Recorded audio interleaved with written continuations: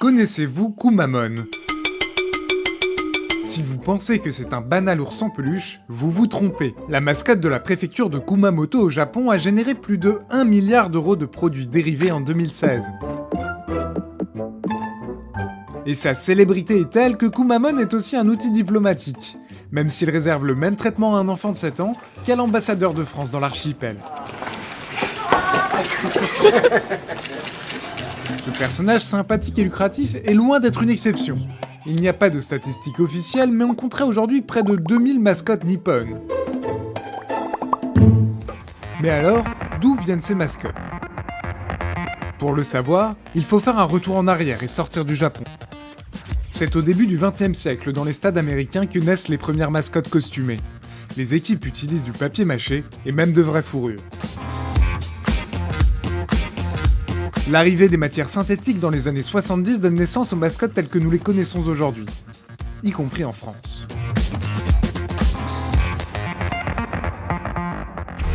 L'histoire aurait pu s'arrêter là, sauf qu'au Japon, au milieu des années 2000, certains lieux touristiques voient en elle le moyen idéal de renouveler leur communication.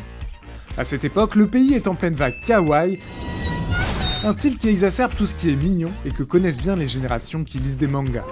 C'est la fusion de cette nouvelle mode et de la vieille tradition des mascottes qui donne naissance à celles qui pullulent aujourd'hui dans l'archipel. On les appelle les Yorukara, pour personnages mous.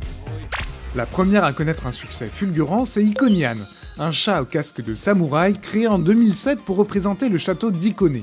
Très vite, un nombre incalculable de villes, de monuments ou d'administrations s'engouffrent dans la brèche. Les prisons conçoivent même leur propre mascotte. Pour faire un bon Yorukara, il suffit de 3 ingrédients principaux. D'abord, un message d'amour pour le lieu représenté. La mascotte doit flatter l'appartenance à un groupe ou à une région. Ensuite, le comportement du personnage doit être maladroit et surtout original. Une bonne mascotte doit avoir de la personnalité et l'utiliser pour poser, danser et surtout faire des câlins. Enfin, la mascotte doit être simple, décontractée et aimable. Ce dernier précepte est inspiré du style kawaii. Leur dimension mignonne et naïve en fait des personnages unilatéralement positifs. Mais alors, comment expliquer un tel succès? Pourquoi en l'espace d'une dizaine d'années à peine, des Japonais de toute génération sont-ils à ce point tombés sous le charme de ces mascottes déjantées? Eh bien, il y a au moins 3 raisons. D'abord, le goût prononcé des Japonais pour l'illustration.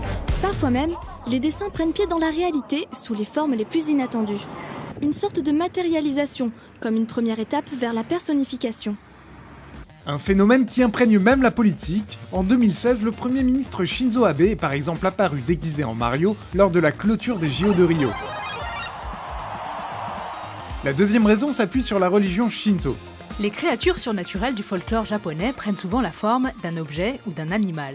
Les figures historiques et culturelles, issues de la tradition polythéiste, ont posé les bases des personnages contemporains.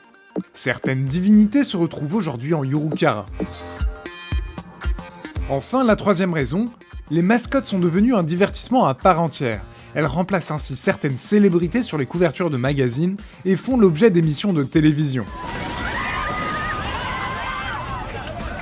Vu de l'étranger, le succès des Yorukara et leurs 17 milliards d'euros générés chaque année en produits dérivés fascine et inspire. Par exemple, Israël a créé la colombe Shalom pour incarner son ambassade japonaise. Les États-Unis ont inventé Tom, un haricot à lunettes pour promouvoir les études outre-Atlantique. C'est ainsi qu'un phénomène à l'origine purement japonais se retrouve à la Fashion Week à New York ou dans les rues de Paris. Mais ce seront surtout les JO de Tokyo en 2020 qui vont donner aux Japonais l'occasion de montrer au monde entier qu'ils sont les rois de la mascotte. La sélection du personnage officiel pour incarner l'événement ne se fera pas à la légère. Le processus a commencé en janvier 2017 et se terminera en août 2018.